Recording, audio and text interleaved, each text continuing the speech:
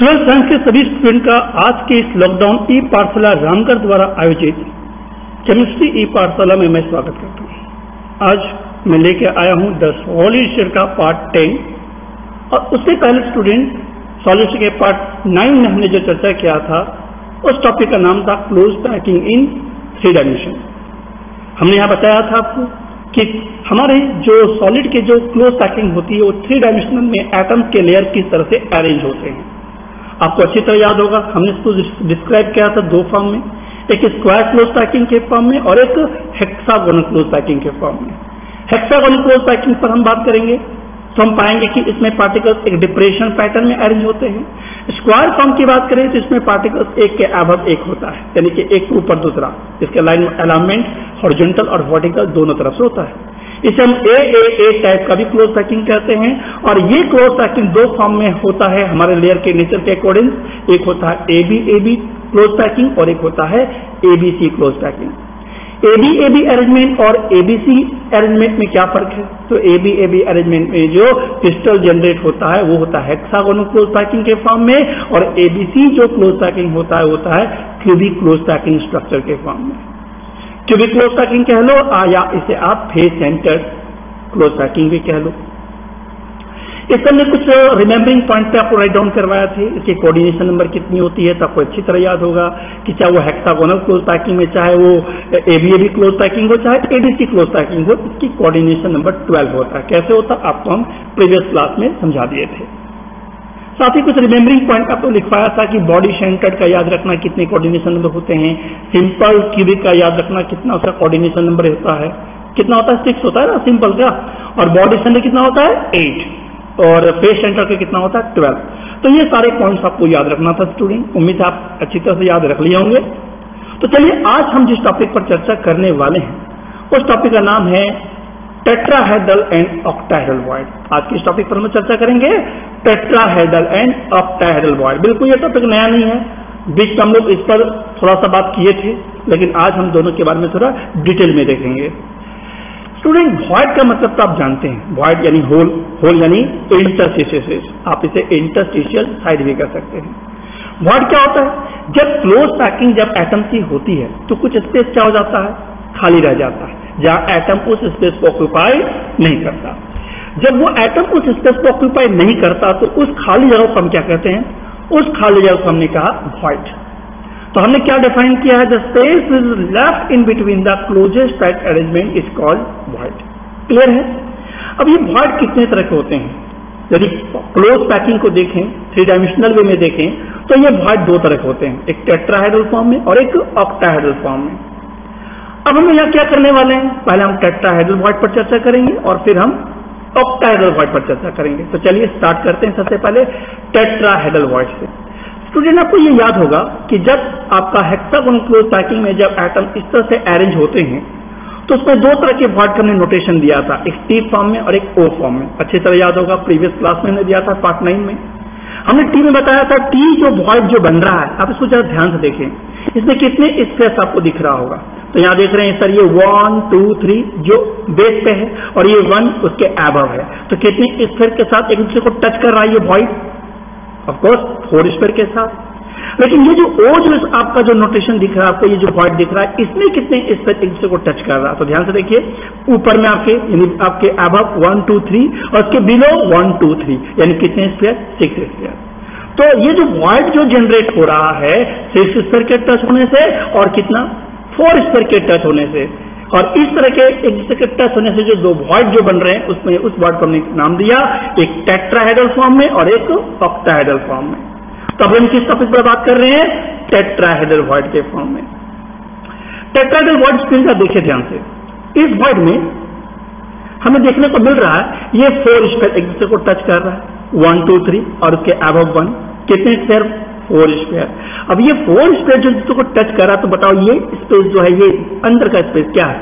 Empty है, यानी खाली स्पेस है। इसी स्पेस को हम क्या बोलते हैं? वॉइड कहते हैं। क्या कहते हैं? वॉइड। यानी हम इस एनिमेशन के थ्रू से आपको ये विजुअलाइज करना चाह रहे हैं, हम दिखाना चाह रहे हैं कि वॉइड क्या है। तो आप समझ गए ये वॉइड हमारा है, दिस द एम्प्टी स्पेस। अब रहा बात इसे टेट्राहेड्रल वॉइड क्यों कहते हैं? इसे हम टेट्राहेड्रल वॉइड क्यों कहते हैं? Very simple. देखिए स्टूडेंट, एक स्फीयर 4 स्फीयर के टच पे है, और यदि 4 स्फीयर के सेंटर्स का लाइन को अलाइनमेंट दो, यानी कि आप इस सेंटर्स को मिलाओ, तो आपको ये टेट्राहेड्रल पैटर्न की ज्योमेट्री आपको देखने को मिलेगा। देखिए 1, 2, 3 एंड 4, ओके, दिख रहा है आपको? ये हमने क्या किया, एस स्फीयर का सेंटर, एस स्फीयर का सेंटर, एस स्फीयर का सेंटर, और ये जो नीचे जो है एस स्फीयर के सेंटर को मिलाया, तो किस तरह की ज्योमेट्री सामने आया, एक टेट्राहेड्रल पैटर्न की ज्योमेट्री सामने आया। तो जो वॉइड 4 स्फीयर के टच से बने और उसका अरेंजमेंट टेट्राहेड्रल पैटर्न में हो, तो ऐसा वॉइड क्या कहलाएगा, वैसा वॉइड हम कहेंगे टेट्राहेड्रल वॉइड। क्या कहलाएगा वो, टेट्राहेड्रल वॉइड। समझ में आ गया?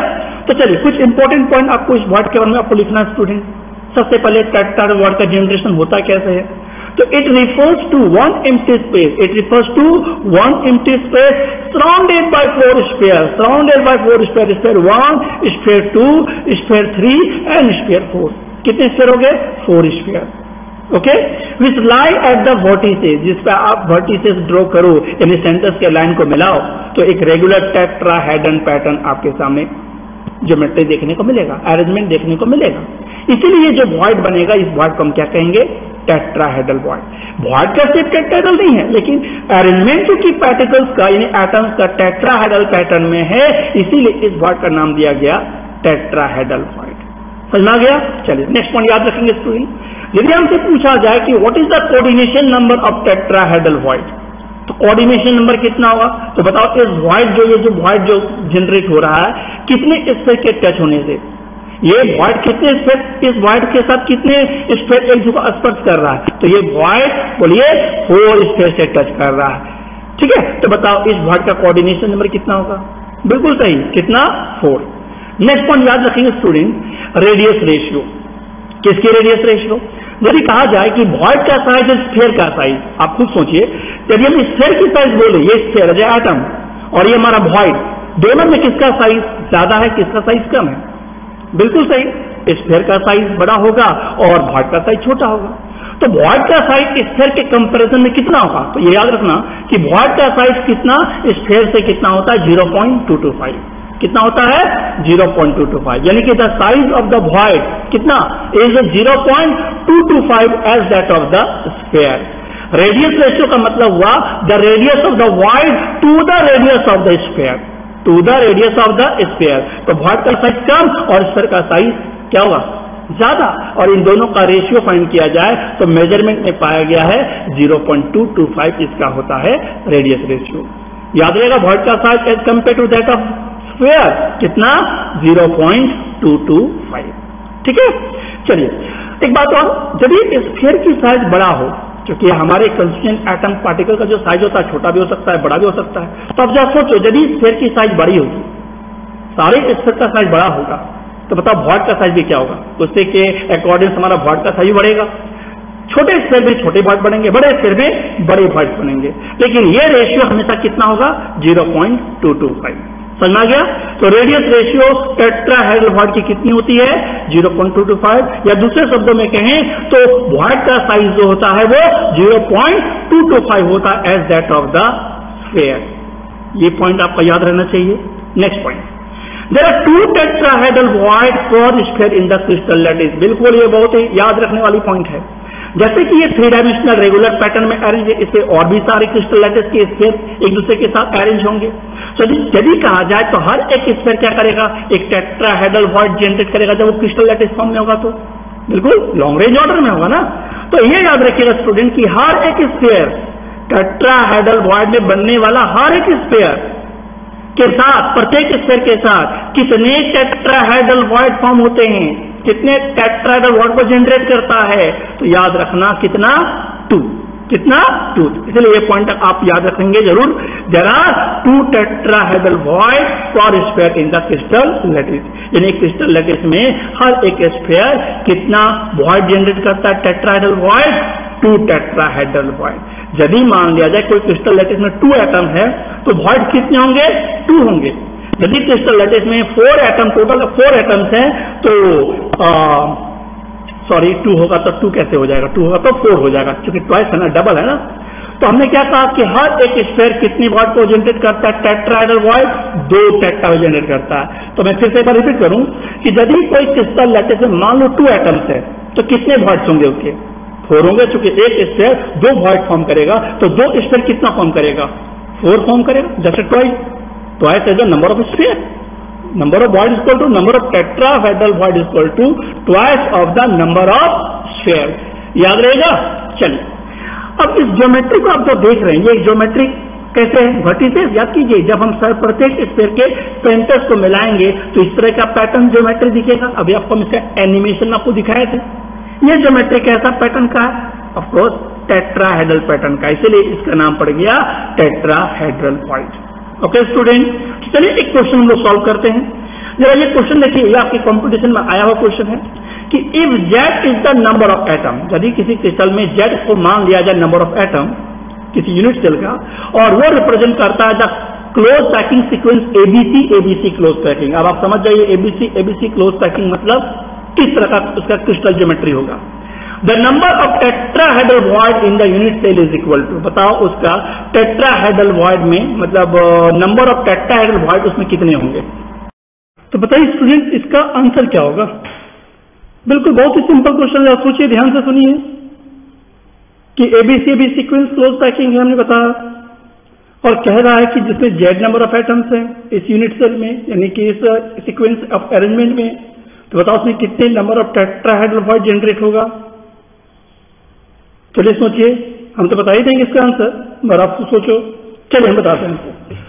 आप पॉज करके इसका आंसर दे सकते हैं स्टूडेंट, लेकिन सुनिए इसका आंसर क्या होगा.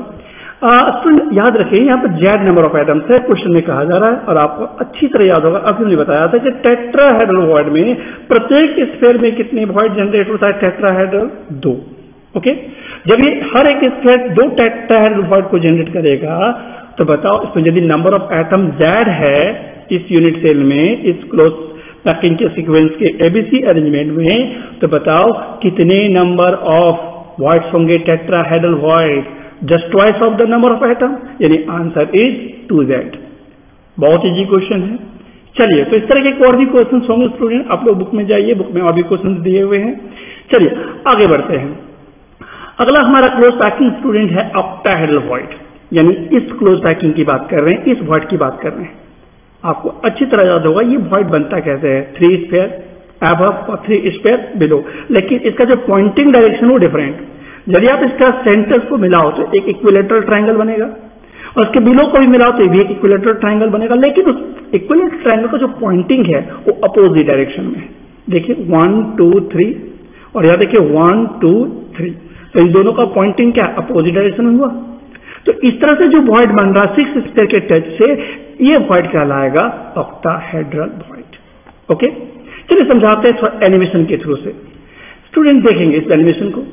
अब यहां देख रहे हैं कि ये आपके 6 स्फीयर दिख रहा है आपको, ये 6 स्फीयर किस तरह से 1 2 3 अबव और 1 2 3 बिलो, 1 2 3 बिलो, 1 2 3 अबव.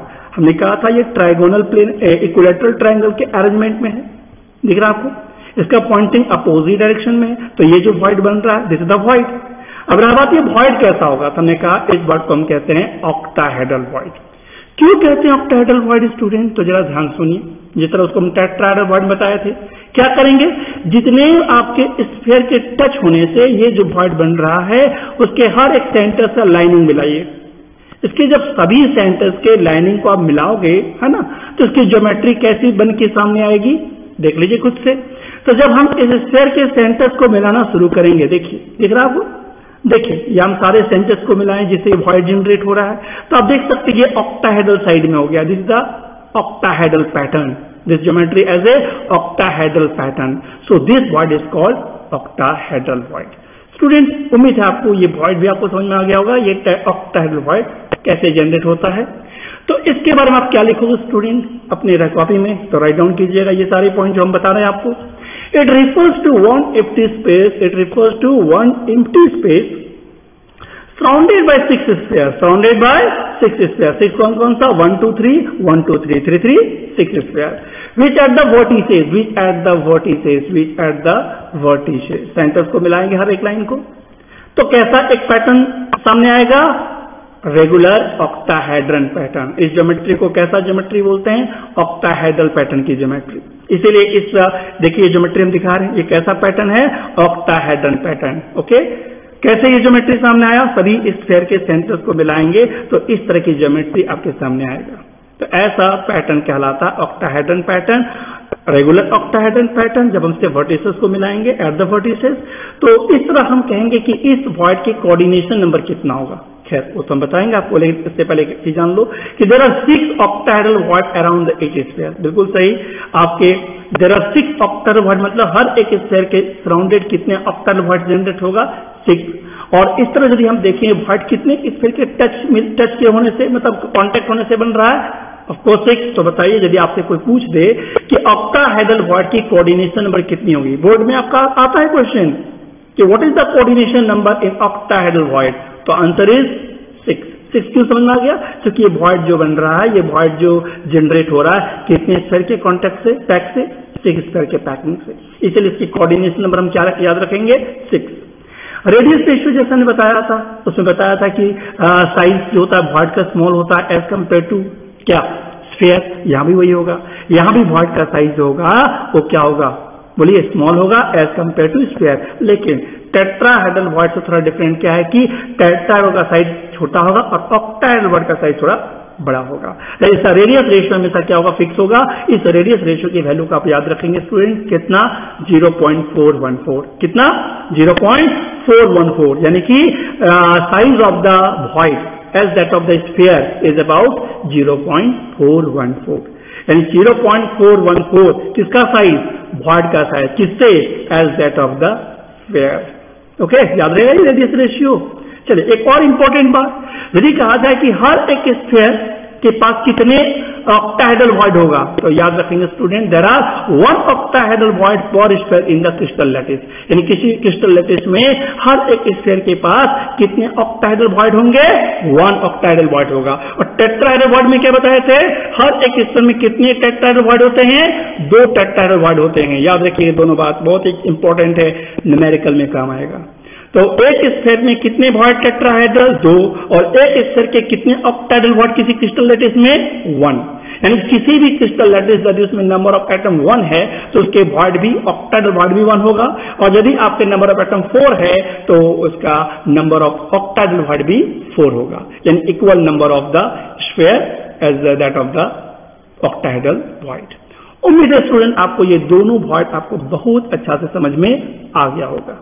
अब आप क्या करोगे स्टूडेंट? इन दोनों वॉइड को आप डिफरेंस कर लेना। एग्जाम के लिए एग्जाम आपका कभी कभी दे देता है वो distinguish between tetrahedral void and octahedral void, तो आप इसको डिस्टिंग्विश कर सकते हैं इस डेफिनेशन के, number 1 as a definition, number 2 as a coordination number, number 3 as a size of the void, number 4 बोलिए क्या? Number of void, number of octahedral void per sphere in the crystal lattice. तो इस तरह से आप दोनों में डिस्टिंग्विश खुद से आप कर लेंगे। ठीक है, चलिए ये भी कंप्लीट हो गया हम लोग का। अब आपको हम कुछ एक क्वेश्चन हम सॉल्व करने जा रहे हैं आपके साथ। यह एक क्वेश्चन है कि एक कोरेंडम का एक क्रिस्टल, कोरेंडम का कोई क्रिस्टल है, कोरेंडम सुने होंगे आप। The oxide ion from the hexagonal close packing, कैसा close packing? Hexagonal close packing lattice and the aluminium ion occupy corundum as a one of the ore mineral of aluminium. सुने, corundum क्या है? एक alloy का नाम, sorry एक ओर का नाम है, एक मिनरल का नाम है। किसका? एल्यूमिनियम का। ठीक है, तो aluminium ion occupy 2/3 of the octahedral void. What is the formula of the compound corundum? तो बताओ उस कोरेंडम का फॉर्मूला क्या होगा? आपके क्वेश्चन में गिवन क्या है? एल्यूमिनियम आयन कैटायन ऑक्यूपाई करता है कितना? 2/3 ऑफ द ऑक्टाहेड्रल वॉइड, यानी 2/3 ऑफ द ऑक्टाहेड्रल वॉइड। यदि उसका एल्यूमिनियम आयन ऑक्यूपाई करे कितना? 2/3, यानी 2/3 किसके? ऑक्टाहेड्रल वॉइड के। तो बताओ उस कंपाउंड का फॉर्मूला क्या होगा? चलिए आप हम इसको सॉल्व करने में हेल्प करते हैं, आप खुद से भी ट्राई कर सकते हैं। बस अभी जो बताएं उस कॉन्सेप्ट के आधार पर, बहुत आसान है। लग रहा है क्वेश्चन कैसे बनेगा, लेकिन आसान है स्टूडेंट। आसान के लिए तो न्यूमेरिकल का प्रैक्टिस तो करना ही होगा। ओके, चलिए हम इस क्वेश्चन को अब सॉल्व करते हैं। सबसे पहले आप बताइए नंबर ऑफ ऑक्साइड आयन कितने होंगे? तो आपको याद होगा अभी हमने कहा कि हेक्सागोनल क्लोज पैकिंग है और एल्यूमिनियम आयन ऑक्यूपाई करता है कितना? 2/3। तो मान लिया जाए ऑक्साइड का नंबर ऑफ आयन हम मान लेते हैं n as a number of ion. तो जितना नंबर ऑफ आयंस उसके ऑक्टाहेड्रल साइड भी उतने ही, चूंकि हमने अभी बताया कि जितना आपका स्फीयर होता है, जितने नंबर ऑफ एटम्स होता है या आयंस होते हैं, उतने ही उसके ऑक्टाहेड्रल वॉइड्स होते हैं, राइट। तो ऑक्साइड आयन का यदि नंबर ऑफ ऑक्टाहेड्रल साइड के इक्वल होता है, इसलिए हम दोनों को क्या मान सकते हैं, n, ओके। अब हमें फॉर्मूला के लिए जानना होगा एल्यूमिनियम आयन और ऑक्साइड आयन का रेशियो। क्या? एल्यूमिनियम आयन और ऑक्साइड आयन का रेशियो। इस कितना एल्यूमिनियम आयन है और कितना ऑक्साइड आयन है। यदि ये रेशियो जान ले तो हम फॉर्मूला को आसानी से बता सकते हैं। अब बताइए, क्वेश्चन के अकॉर्डिंग ऑक्साइड आयन को हमने कितना माना, n। ऑक्साइड आयन को कितना माना, n। चलिए ये हमारा n है, लेकिन उस ऑक्साइड आयन का 2/3 कितना, ऑक्टाहेड्रल वॉइड का कितना 2/3 जो है ऑक्यूपाई करता है एल्यूमिनियम आयन। तो कितना हो गया उस n का कितना part, 2/3 part of n, okay. समझ आ रहा है? अब आगे देखिए, अब इसको आप जब रेशियो करोगे तो क्या होगा, 2/3:1, n cancel, n cancel, 2n/3:n, तो n कैंसल, कितना रेशियो आया, 2/3:1, ओके। अब बताइए 2/3:1 ये दोनों का रेशियो आया, number of atom aluminium ion as a 2/3 and oxide ion as a 1। यदि आप इन दोनों का रेशियो करोगे सिंपलेस्ट फॉर्म में तो क्या आएगा रिजल्ट, 2:3, यानी एल्यूमिनियम आयन 2 और ऑक्साइड आयन कितना, 3। तो बताओ फॉर्मूला क्या होगा, Al2O3। क्या फॉर्मूला होगा, Al2O3। तो ये फॉर्मूला किसका हमने फाइंड किया, कोरेंडम का। कैसे फाइंड किया, समझ में आ गया। चलिए हमने फिर से रिपीट कर देते हैं। हमने कहा कि कोरेंडम है जिसमें ऑक्साइड आयन किस फॉर्म में क्लोज पैक्ड है, हेक्सागोनल क्लोज पैक्ड में, और एल्यूमिनियम आयन कितना ऑक्यूपाई कर रहा, 2/3 ऑक्यूपाई कर रहा, किसके, ऑक्टाहेड्रल वॉइड में, okay. What is the formula of the compound of corundum. तो बताओ उस कोरेंडम का फॉर्मूला क्या होगा। स्टूडेंट ऑक्टाहेड्रल पैटर्न में तो हम ऑक्साइड आयन के नंबर ऑफ ऑक्साइड आयन को हम n मान लिए, तो ऑफकोर्स ऑक्साइड का यदि नंबर ऑफ आयन n है तो उसका ऑक्टाहेड्रल साइड भी कितना होगा, n होगा। अब उसमें से एल्यूमिनियम कितना ऑक्यूपाई किया है, उस ऑक्टाहेड्रल वॉइड का 2/3, कितना, उस ऑक्टाहेड्रल वॉइड का कितना, 2/3। तो हम इसे क्या लिख दे, 2/3 पार्ट ऑफ n किसका, ऑक्साइड आयन का। हमने दोनों का रेशियो किया तो आया 2/3:1। फिर उसको सिंपलेस्ट फॉर्म में किया तो 2:3। तो इस तरह हमारा फॉर्मूला पता चल गया, एल्यूमिनियम एज ए 2 और ऑक्साइड आयन एज ए 3। तो फॉर्मूला क्या हो जाएगा, फॉर्मूला हो जाएगा Al2O3, ओके। चलिए अब एक क्वेश्चन आप लोग को हम दे रहे हैं एज ए होमवर्क, आप इसको घर में आप सॉल्व करेंगे, ठीक है, कोशिश कीजिएगा। क्या क्वेश्चन है कि एक क्रिस्टलाइन सॉलिड है जिसमें N and B है, are arrange in cubic close packing, and the cation A है जो occupy 50% of the tetrahedral void and 50% of the octahedral void, okay. What is the formula of the compound, आपको बताना उस compound का formula क्या होगा। कोशिश कीजिएगा, आसानी से बन जाएगा, ठीक है। नहीं बनेगा तो हम तो अगले क्लास में बताएंगे ही। तो चलिए आप लोग इसका आंसर रेडी रखिएगा, हम अगले पार्ट 11 में इसका हम सॉल्यूशन देंगे, अपना आंसर मैच कर लीजिएगा। तब तक के लिए बस इतना ही। आज सॉलिड स्टेट का अगले टॉपिक को हम लेके आएंगे पैकिंग एफिशिएंसी का टॉपिक लेकर। और पैकिंग एफिशिएंसी आपको याद होगा स्टूडेंट, हमने बताया था हर क्लोज पैकिंग की एक पैकिंग एफिशिएंसी होता है, कितना % वॉल्यूम ऑक्यूपाइड होता है स्फीयर के द्वारा। याद कीजिए, आपको अच्छी तरह याद होगा जब हम हेक्सागोनल क्लोज पैकिंग और क्यूबिक क्लोज पैकिंग जब बताया था तो उस समय उसकी पैकिंग एफिशिएंसी 74% था, याद है। और यहाँ हम लोग ये आपको बताएंगे कि ये कैसे हुआ। हम आपको बताए थे कि अगले पार्ट में हम सभी क्यूबिक क्लोज पैकिंग का पैकिंग एफिशिएंसी आसानी से फाइंड कर सकते हैं, चाहे वो फेस सेंटर्ड हो, चाहे वो सिंपल प्राइमेटिव यूनिट सेल हो, चाहे वो क्या बोलते हैं body centred cubic unit cell हो, किसी का भी हम पैकिंग एफिशिएंसी आसानी से फाइंड कर सकते हैं। तो ये टॉपिक बताएंगे आपको हम अगले पार्ट में, पार्ट 11 में। आज बस इतना ही, पढ़ के आइएगा और न्यूमेरिकल को जरा समझिएगा, और हो सके तो इस टेट्राहेड्रल वॉइड और ऑक्टाहेड्रल वॉइड के रिलेटेड न्यूमेरिकल्स आपके बुक में दिया हुआ है, उस क्वेश्चन को जरूर सॉल्व कीजिएगा। चलिए आज इतना ही, मिलते हैं अगले क्लास में। Thank you. घर में रहें, सेफ रहें और खूब पढ़ाई करें, टाइम का सदुपयोग करें। Stay home, save life.